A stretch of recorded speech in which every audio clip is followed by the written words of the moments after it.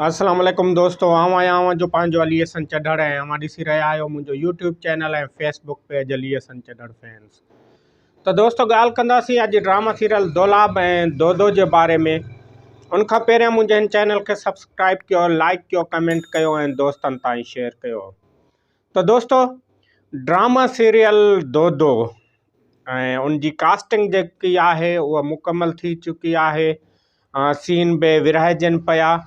मूंखे बि हिकिड़ो तमामु ज़बरदस्त करेक्टर मिलियो आहे। उनखां अलावा ॿिया जेके दोस्त अदाकार आहिनि उन्हनि खे बि ज़बरदस्त करेक्टर मिलिया आहिनि। अवां अगरि करेक्टरनि जा नाला ॼाणणु चाहियो था त मां हमेशह उहो पोस्ट कंदो आहियां, पोस्टर जंहिंखे जेको सीन मिलियो आहे। अवां मुंहिंजी पोस्ट ते फेसबुक पेज हुजे अलीहसन चढ़ड़ फैंस या यूट्यूब जे हिन पोस्ट ते बि अवां ॾिसी सघो था त कंहिंखे कहिड़ा करेक्टर मिलिया आहिनि। ख़ासि करे मुंहिंजो जेको पेज आहे अलीहसन चढ़ड़ फैंस, अवां उनखे फॉलो कयो। उन ते मूं तक़रीबन ड्रामे बाबति ॼाण ॾींदो रहंदो आहियां, उन जा पोस्टर रखंदो आहियां।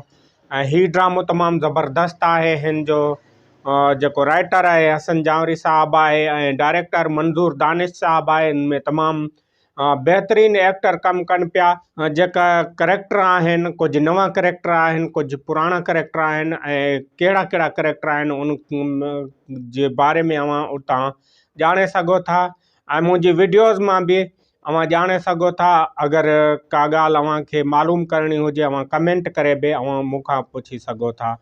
दर्द टीवी जो जेको दर्द दिल जो ड्रामो आहे उहो बि रिकॉर्डिंग हले पई ऐं वेरनि जी वस्ती जी बि हले पई ऐं हड़ई हिकु जहिड़ा त तमामु जल्द हुन जा 22 स्पेल जेके आहिनि उहे मुकमल थी चुका आहिनि। बाक़ी हिन खे तमामु जल्द हलायो वेंदो।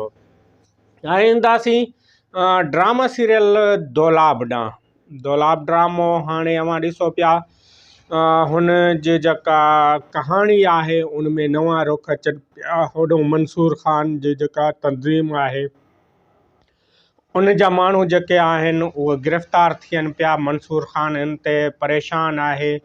होॾो मंसूर ख़ान ते ककर वारनि जो बि प्रेशर आहे। हाणे ही ॿिनि तरफ़नि खां फाथल आहे। हिकु तरफ़ खां पुलिस, ॿिए तरफ़ खां हुनजी जेका ज़ाती दुश्मनी आहे। ऐं ककर वारा हिन जा जेके जानी दुश्मन थी पिया आहिनि। राज़न वारा चवनि था त हीअ असांजो कारो आहे ऐं हू असां ॾे छोकिरी ॾे आयो हो।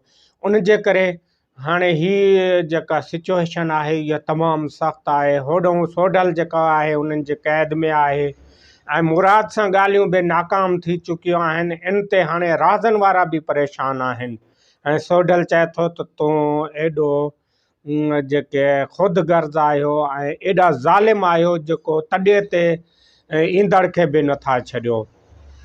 होॾो ककर जेको आहे मंसूर ख़ान सां ॻाल्हियुनि जे लाइ वियो आहे। मंसूर ख़ान खे चए थो त असांखे ही जेका छोकिरी आहे उहा वापसि कराए ॾियो। हाणे ही छोकिरी कंहिं वटि आहे उहा जेका आहे उन्हनि खे सोढल कोन ॿुधाई आहे ऐं हू सोढल जी क़ैद में आहे। पर होॾो मंसूर ख़ान खे चवे थो त मुराद वारनि वटि ही छोकिरी आहे। मुराद खे सभु ख़बर आहे। जॾहिं मुराद वटि मंसूर ख़ान पहुचे थो, मंसूर ख़ान खे हू ॿुधाईंदो त मूं वटि छोकिरी नाहे। ही छोकिरी जेका आहे सोढल वटि थी सघे थी, छो त सोढल हाणे जेको आहे ककर ऐं राज़न जी क़ैद में आहे।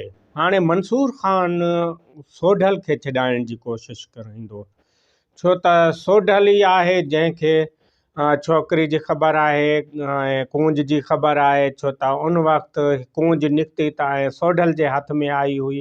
हाणे मंसूर ख़ान हिननि खे चवंदो बाबा अवां हिन सोढल खे छॾियो, सोढल अलाए किथे ही छोकिरी लिकाई आहे।